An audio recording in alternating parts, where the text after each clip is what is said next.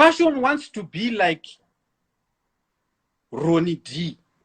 Passion ari kutouya kuzozo, but Prophet Eddie vari kuuya vachitora Towers vachimunza kwavo vakanyarara vasina kana word one ravataura zvokuti Towers akuti zvoni God is in control, don't forget to pray. So Towers already akutoparidza shoko raMwari kabisi rasingazoti ari kutoparidza.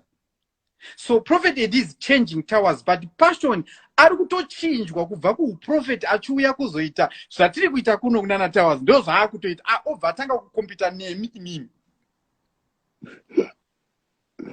akutoita mangange mufield yenyu imimi because zvinhu zvikuti ana Passion ifield yenyu, ana Towers, ana Styles, anani ifield yenyu, ana Gail Gringo, ana Stana ifield yenyu ndo kwakuya achisiya uprophet obva aya kufield yenyu obva atanga kuita stupid.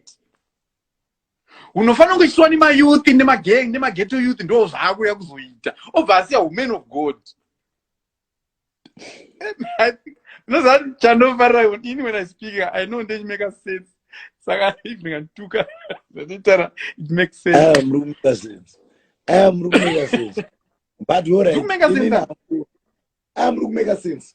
Inini munhu andakatanga kufonera pavakataura about kuti Madam Boss vafa, it was you.